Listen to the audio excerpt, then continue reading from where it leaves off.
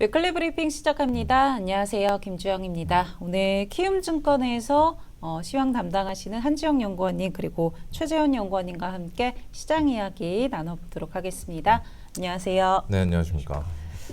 이란 전쟁이 벌써 5주째. 한 달째 됐죠. 네, 저번에 연구원님 뵀을 때가 네. 3주차였는데 네. 이렇게까지 길어질 것 그쵸. 같다라는 생각을 안 했는데 생각보다 좀 지연이 많이 되고 있네요. 네. 그래서 이제는 정말 하방 경직성이나 추가 하락은 제한적 이런 코멘트 그만하고 네. 싶은데 네. 지금 계속해서 그런 이야기를 뭐 안 하기가 좀 어려운 환경이 아닌가 이렇게 좀 보고 있습니다. 그리고 주말 사이에 나온 소식들도 좀 보면은 혼재된 이야기들이 계속 나오고 네, 있더라고요. 맞아요. 뭐 네. 트럼프 행정부 안에서도 좀 갈리는 이야기들이 나오고 있는데 어느 쪽에 좀 우리가 중심을 둬야 될지도 궁금합니다. 네, 뭐 그 지상군 투입 가능성도 계속 제기가 되고 있죠. 네. 폴리마켓에서 뭐 조사를 해봐도 4월 말 이전에 지상군을 투입할 가능성이 뭐 40% 절반 이상으로 돼 있고 전쟁 종료 시점도 지금 수시로 지금 그 확률이 변하고 있어요. 네. 결국에 우리가 알 수 있는 거는 모든 분들이 대부분 다 이제 중계를 할 수밖에 없는 이런 환경. 상황에 따라서 저희가 이제 판단을 계속 해나가야 되는데 그래도 중심을 잡아야 된다라고 하면은 장기화 쪽에는 저희가 베팅 확률을 갈수록 낮추는 게 맞지 않나.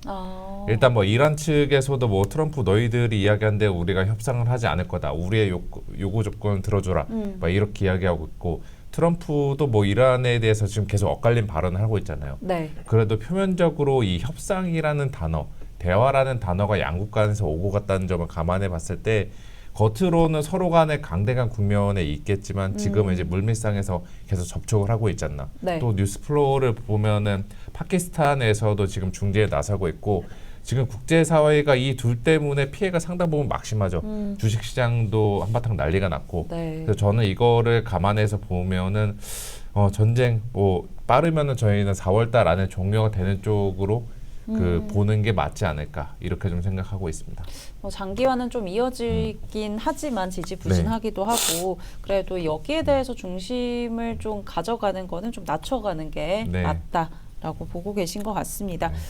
그리고 지난주에 트럼프 대통령이 또 이란 다음은 뭐 쿠바다 이런 이야기도 했는데 네. 사실 시장에서 쿠바를 많이 보고 있긴 했었잖아요. 네. 근데 이 부분을 좀 어떻게 해석해야 될지도 궁금합니다. 그 쿠바는 저희가 이제 쿠바산 시가가 굉장히 유명하고 네. 그걸로도 수입을 막대히 올리고 있는데 네. 쿠바 측에서도 근데 여기의 전력은 이란의 절반도 못 미쳐요. 전 세계 군사력 순위를 보면은 이란이 10위권대인데 쿠바는 80위권대입니다. 이미 그 체급 자체가 다른 만큼 뭐 설령 이제 트럼프가 쿠바를 공격한다고 해서 이란 전쟁처럼 유가의 뭐 에너지 쪽에 그 공급망이 또 한 번 불확실성이 생기거나 실제로 인플레이션이 일어나거나 그 확률은 굉장히 미미하지만 그래도 이 지정적인 불확실성은 계속 될 수 있다라는 거 그거를 저희가 염두에 될 것 같아요. 그러면 저희가 이런 차원에서 조선이나 방산 같이 에너지 공급망 다변화 그리고 글로벌 자주국방 수요 이런 쪽에 집중을 하는 게 맞지 않나 이렇게 좀 보고 있습니다. 네, 쿠바 관련해서도 좀 같이 짚어봤고요. 그렇다면 역시나 문제가 되는 거는 국제 유가가 아닐까 싶습니다. 결국에는 WTI가 100달러를 돌파를 했는데 앞으로의 유가 방향성 어떻게 저희가 전망을 해볼 수 있을까요? 네, 우선 뭐 지금 진행되고 있는 미국 이란 간의 지정학적 갈등이 빨리 봉합이 되지 않는다라고 하면은 지금처럼 이제 상방 압력이 놓여 있는 환경이 이어질 거라고 생각이 되고 있습니다.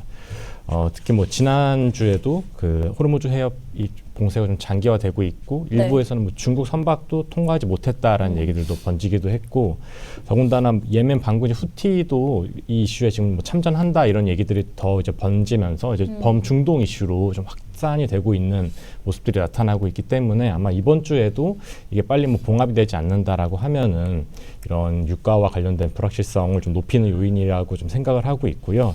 네. 결국 이런 부분들은 이제 특히 국내 기업들처럼 에너지에 대한 좀 의존도가 높은 기업들에게는 생산비를 좀 가중시키는 부담으로 작용할 수가 있거든요. 이게 장기화 된다라고 하면. 네.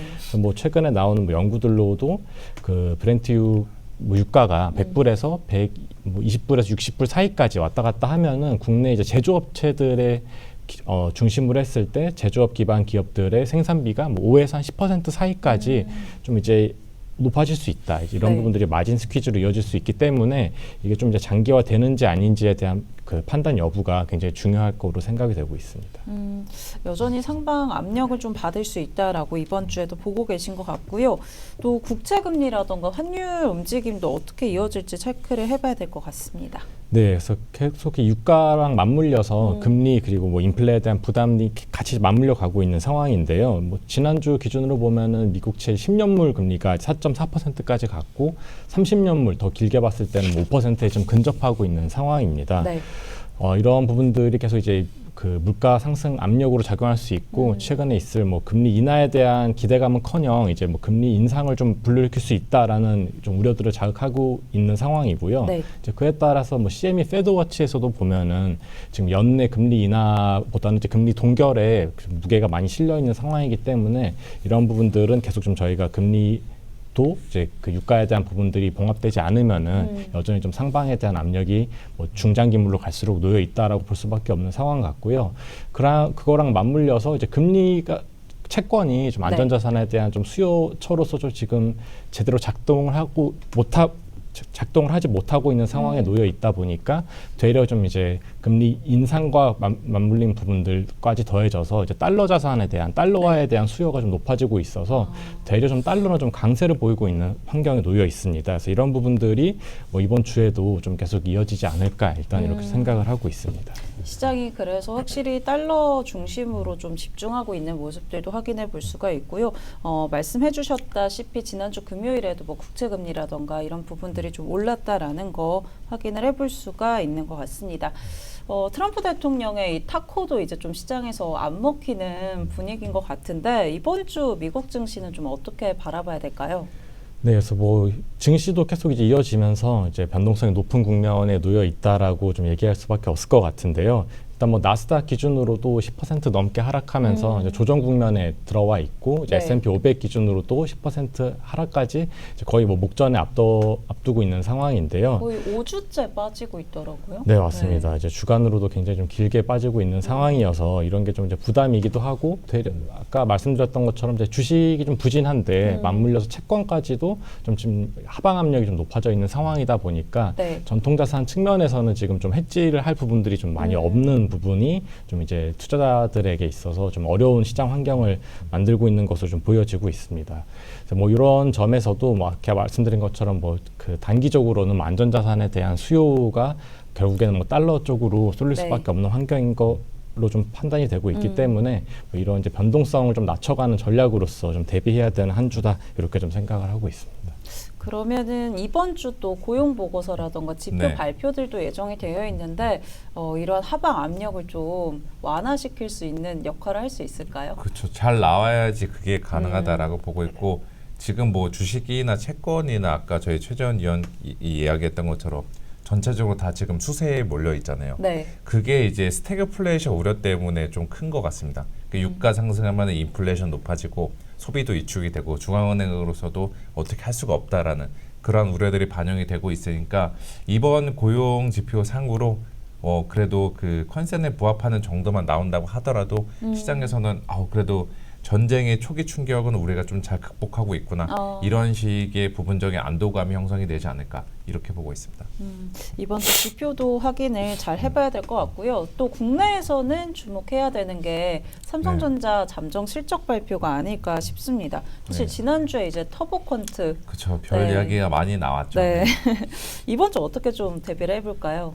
이번 주도 뭐 녹록치는 않을 것 같은데 그래도 삼성전자나 SK하이닉스와 같이 반도체 같은 경우는 최근에 일주일 동안 급격한 가격 조정 겪으면서 네. 그 저가 매수 요인들은 있는 것 같아요. 그리고 여전히 이제 삼성전자나 SK하이닉스의 1분기 실적 자체는 기대치 잘 나올 거다라는 기대가 네. 조정이 되고 있고 또 터보컨트도 계속 말씀을 드리고 있는 부분인데 과연 이제 메모리 절감분을 빅테크 업체들이 서버 투자 감소로 대응할까? 그건 아닌 것 같고 일반 챗봇 말고 에이전트 AI 같이 더 많은 메모리랑 성능이 필요한 이쪽 모델로 업그레이드 하는 데 쓰지 않을까 저는 이렇게 좀 보고 있어요. 그래서 터보컨트 사태는 저희가 작년 1월에 있었던 딥시크 사태처럼 네. 찻잔 속의 태풍에 그치지 않을까 이렇게 좀 생각을 하고 있습니다. 그리고 어느 정도 좀 많이 반영이 됐기 때문에 네. 오히려 좀 기회가 될 수도 있다라고 보고 계신 것 같습니다. 그리고 이제 2거래일 남았습니다. 3월이 이제 4월도 대비를 좀 해봐야 될 것 같은데 어닝 시즌인 만큼 좀 분위기가 바뀔까요? 바뀌길 바라야 되는 게 지금 시장의 공통된 생각인 것 같아요. 이제부터는 전쟁에 대한 청구서들이 하나둘씩 나오고 있잖아요. 왜냐하면 3월 달부터 전쟁이 한 달 내내 진행이 되고 있으니까 그로 인해서 원재료 비용 상승이나 환율 상승, 또 에너지 비용 상승 이러한 것들이 1분기 기업 실적 말고 이제 2분기 이후에 가이던스나 컨센서스에 좀 변화를 줄 것 같습니다. 그래서 이번 1분기 실적 시즌 같은 경우는 과거 실적보다는 이제 그 경영진들의 컨퍼런스 콜에서 코멘트 그리고 이후에 애널리스트들이 계속해서 추정치를 상향할 수 있는지 그게 관건인데 일단은 뭐 기대치를 다 낮추고 가는 게 좋지 않을까. 그리고 최근에 3월 달에 주가가 우리나라 증시도 거의 10% 넘게 빠졌는데 그 부분은 앞으로 우리나라 증시가 실적이 만만치 않을 거다라는 이제 부정적인 기대감들이 조기에 선반영된 것 같아요. 기대치는 이미 좀 낮아지고 있는 측면들이 있으니까 역설적으로 기대치를 상회하는 실적만 나온다고 하더라도 주식시장에서는 전쟁 리스크는 좀 극복해 가고 있구나 이런 식의 분위기가 조성이 될 거다 이렇게 생각하고 있습니다. 4월에는 좀 분위기가 바뀌었으면 좋겠다라는 게 투자자들의 마음일 것 같고요. 이번 주로 보자면 좀 투자 전략 어떻게 가져볼 수 있을까요? 그냥 기존 포지션 유지하는 게 맞지 않을까. 지금 뉴스 플로우에 따라서 변동성들 계속 있잖아요. 지금도 분단위, 시간 단위로 있는데 거기에 따라서 이쪽 테마주 좋다. 뭐 헬륨 올라가니까 헬륨 쪽 테마 좋다. 혹은 이제 유가 올라가니까 에너지 업종 테마 좋다. 이런 식으로 따라다니다 보면은 엇박자를 타기가 정말 쉬운 시기니까 원론적이지만 지금은 종목 교체를 빈번히 하기보다는 기존의 주도주 중심으로 포트폴리오를 들고 버티는 게 저는 현실적인 대안이다. 이렇게 말씀을 드릴게요. 다소 또 보수적으로 접근을 해봐야 되지 않을까라는 생각도 듭니다. 그렇다면 저희 이번 주 뭐 지표 발표 이야기도 했지만 주목할 이벤트 어떤 게 또 있을까요? 그냥 지표들과 그리고 터보컨트 파장이 과연 얼마나 확산이 될지 이런 여부들이 중요한데 터보컨트 사태는 아까 이야기 드렸다시피 과도한 우려들이 반영된 국면으로 넘어갔다.